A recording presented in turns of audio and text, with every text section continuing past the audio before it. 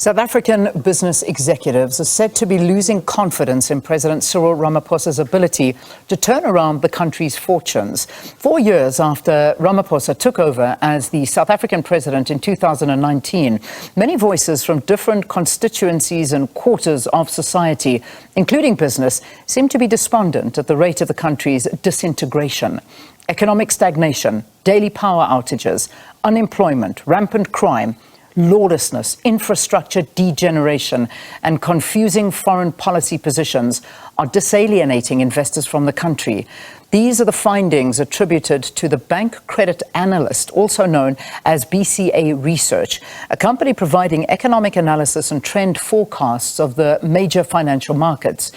We're now joined on Zoom by Sygnia founder and CEO Magda Wierzycka, who says South Africa has become irrelevant among international investors.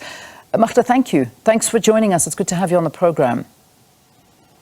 No, absolute pleasure. Glad to be here. So the country was abuzz with hope and expectations that the economy would be revived and the country's institutions that have been ravaged by industrial-scale corruption would be restored.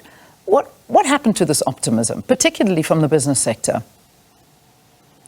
You know, I think it is just so depressing because I think under Jacob Zuma, we lived under high level of unemployment, intermittent electricity, this concept of state capture, flat economy, no job creation.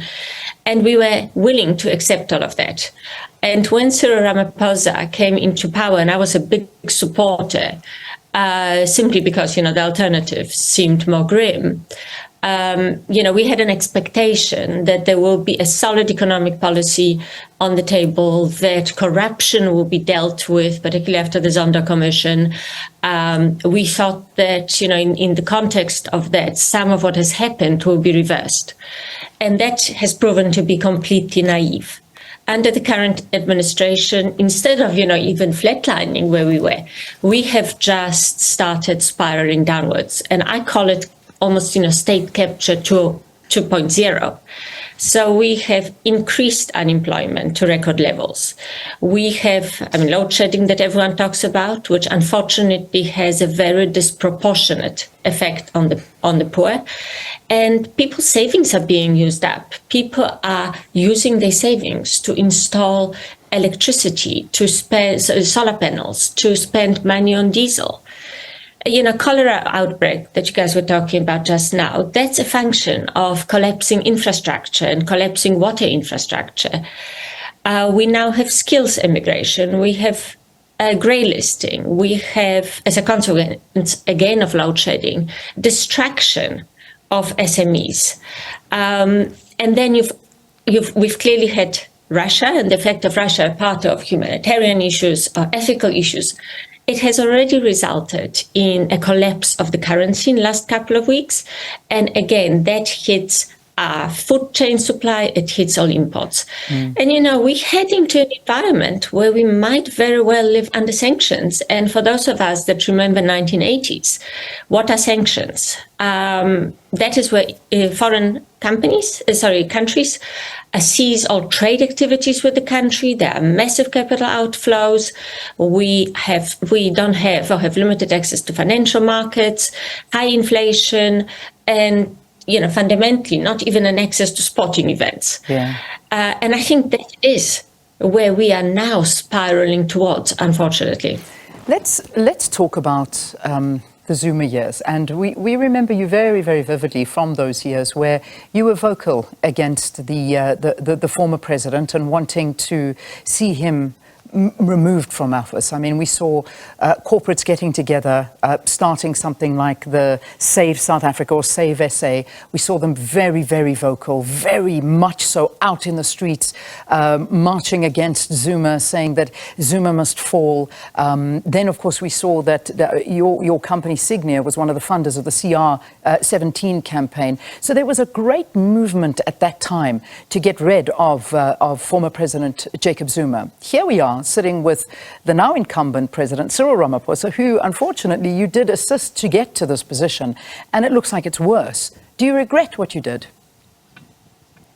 It's a very difficult question to answer because at the time we did what we thought was the right thing to do.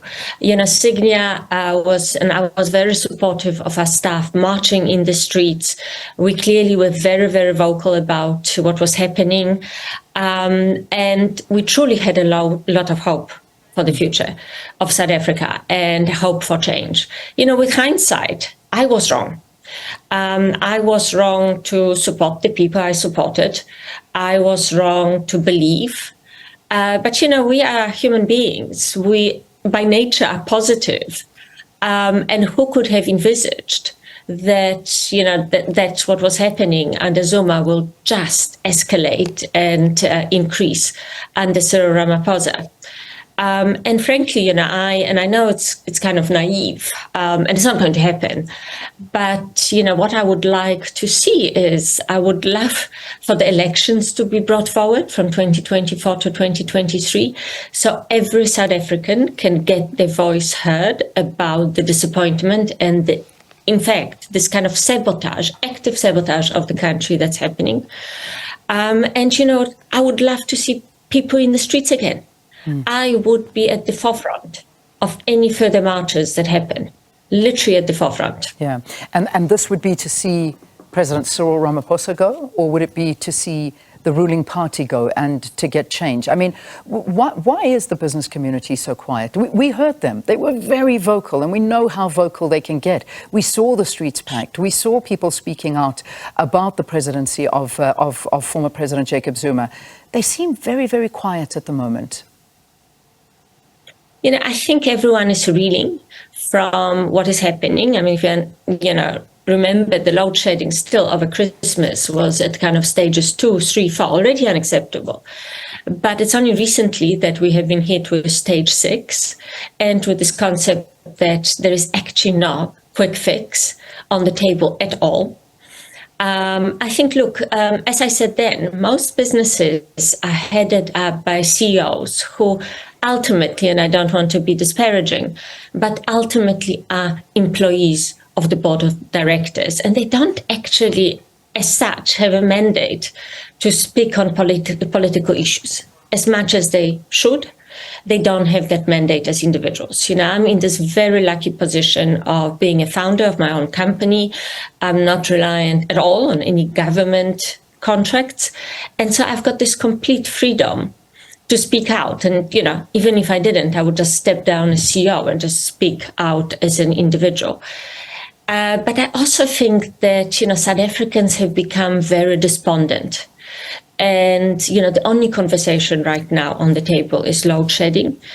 And we've also become very apathetic. So when I talk about marches and, calling for votes of no confidence, I'm not really calling for an expectation that something will change, but I'm calling for some sort of unity among South Africans.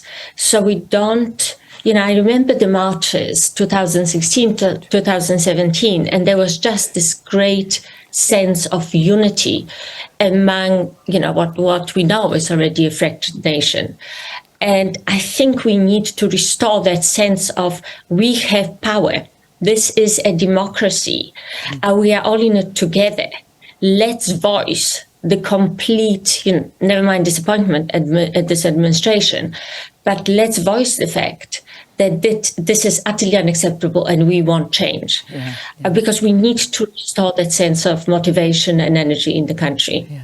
And this is the truth, but it is, I suppose it is hard. I mean, when we look back to the past and we sort of we see the role players and those that were very vocal in terms of the support towards the president. And I mean, I think this was a tweet that you put out on the 15th of February in 2018, and you were saying President Cyril Ramaphosa deserves all our help and support. You thanked him for his relentless efforts to effect change in the country. But today, it's another view that Ramaphosa is a bitter disappointment who really has let the country down. I mean, you've said that, we as South Africans can't fool ourselves by thinking that they are not living in a failed state. And we've watched this failed state happen under President Ramaphosa. Talk to us about why you're calling this a failed state. What are the signs of a failed state? Well, the signs of a failed state are, some of the things we've been mentioning, which is there is a decreased economic activity, big words for basically saying no jobs are being created. We have record levels of unemployment. We have record levels of youth unemployment. We have a collapsing education system. So it's, we are condemning another generation of youth to unemployment by not upskilling them. And this is in the world where, if you check what is happening in this field of artificial intelligence and the potential for job elimination, we're not even looking at these things. But let's forget that. We're looking at increased levels of skills immigration. People are leaving. We are looking at the fact that the global community does not believe that we have sufficient controls to prevent money laundering and funding of terrorist activities. We've got outflowing foreign investments. We have no companies internationally which are willing in any meaningful way, if any way, to invest money into building factories, building any job-creating industries. So it's not enough to look at investors investing in the Johannesburg Stock Exchange and disinvesting. You actually need to look at what's happening on the ground. Are factories being built? No, they're not. Look at our currency. Our currency even 6 months ago was 14 rand to the dollar. We are now looking with close to 20 rand to the dollar.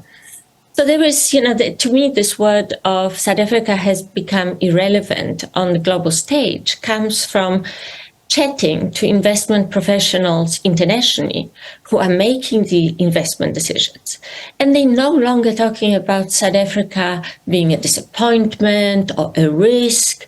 They are basically saying, our economy is so small that we have become irrelevant. They are not even researching South Africa for the purposes of investment. Yeah.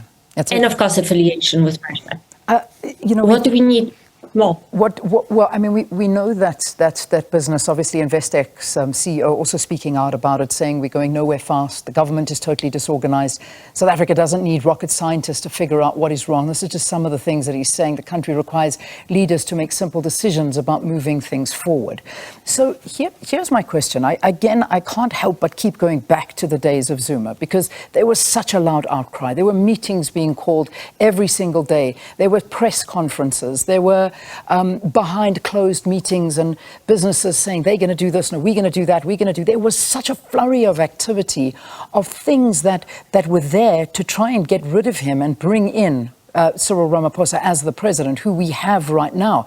I don't hear this noise anymore. I find it frighteningly quiet, that the situation now is a lot worse. Businesses we haven't got electricity to work on. Our currency is dropping. We're calling this a failed state. And the president is quiet, defending it most of the time and saying he wasn't aware. He doesn't know that this happens. He doesn't even know about Russian arms that were possibly moved out of the country from South Africa. So why is there not a sense of urgency that we felt all those years ago? I think that under Zuma, it's the first time that people realized the level of corruption. And it's taken us a while. I know I was involved in this Gupta Leaks affair, but and heck of a lot of more stuff has come to the fore since. But I remember that Gupta Leaks was this incident where the first time, and this is 2017, people realized how bad things have gotten. And then, of course, the pandemic came, and, one cannot underestimate the effect that it had on executives of businesses. We literally had to sit in boardrooms and call them war rooms while we were trying to figure out instantly how to deal with a locked up economy, how to send people home to work from home, how to equip them with laptops for that matter.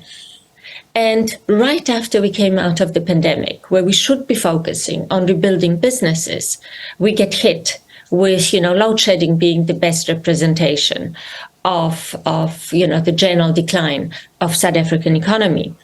And I think people are, one, exhausted. You've seen a record amount of turnover, not only at executive level, but at staff lower staff levels, where people are looking for change. And I think this level of exhaustion and apathy has basically set in, where people are saying, we don't have the energy to stand up against what is happening. This has been carrying on for so long that there is just a general, you can only fight for so long before people say, I give up. And before some of our best skills leave South Africa. And this is what you are seeing. Yeah. And, it's incredibly sad. Do you give up? I'm certainly I know not lacking in energy. Sorry, Magda, we're running out of time, but do you give up? Are you throwing in the towel? You could. You're a very wealthy woman. You could move away very quickly. I could move away. I'm certainly not moving away. And I keep repeating this. I came to South Africa when I was 12 years old. I've been a refugee. I've been an immigrant. I've seen what my parents went through arriving in this country with 2 suitcases. This country, for all its faults, embraced us as refugees. Yeah. This country gave me all the opportunities. And I'm not going to give up easily. Okay. Again, I've got freedom to speak out, and I intend to. All right, Magda, thank you. Thanks for talking to us. Food for Thought, Sygnia founder and CEO Magda Wierzycka, speaking about what she says is the state of failed governance in South Africa, which has led to business executives worried and disappointed in President Cyril Ramaphosa.